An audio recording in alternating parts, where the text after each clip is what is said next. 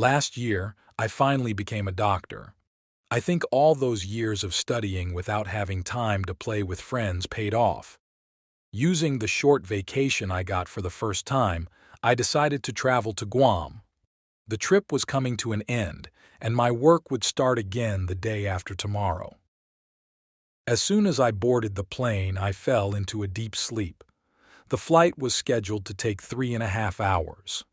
About 2 hours later, the loud voice of a flight attendant echoed through the cabin. "Is there a medical professional on board? We have a medical emergency." For a moment, I thought about stepping forward, but my work was starting the day after tomorrow, and my specialty was surgery. Besides, I had worked hard to become a doctor, and there was no need to treat someone in such a place. I decided to go back to sleep. Anyway, we would land at the airport in just over an hour, so it should be fine. There was a bit of commotion around, but it didn't bother me much. Instead, I decided to order coffee and relax before landing at the airport. The eyes of the people around me and the flight attendant seemed to accuse me of being an irresponsible person, but I didn't care at all since this was a service I was entitled to receive. 3 years passed. I was working in the surgical ward of a general hospital. As a young doctor at a large general hospital, I was very popular, and it was no wonder. I had worked harder than anyone else. One morning, after a night shift, I stopped by a coffee shop I always visited before going home. After a night shift, I made it a habit to have coffee there before heading home. I ordered my usual coffee and sat down. When I looked up at the voice of the waitress who brought my coffee, a beautiful and fragile-looking woman was standing there. I was speechless for a moment. It was love at first sight. From then on, I found time to visit that coffee shop and gradually got to know the woman better. Her name was Amy. I subtly boasted about being a doctor, earning a good salary, living in a luxury apartment near the shop, driving a luxury car, and traveling abroad frequently.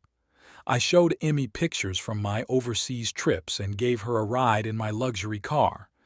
Every time I boasted, Emmy praised me exaggeratedly, and I felt good. Eventually, I started dating Emmy, and our relationship went smoothly. 6 months later, we decided to get married. Emmy had lost her parents while she was a student and was all alone in the world. That was convenient for me, as I disliked the hassle of family interactions. Emmy and I got married and decided on Guam for our honeymoon. I had been to Guam 3 years ago, so I thought I could impress her and show off since I knew a lot about the place. Although it was only a short 5-day trip, we had a great time in Guam. On the flight back, as usual, I ordered a coffee. Emmy ordered the same. After a while, I started to feel short of breath, and my heart was pounding furiously.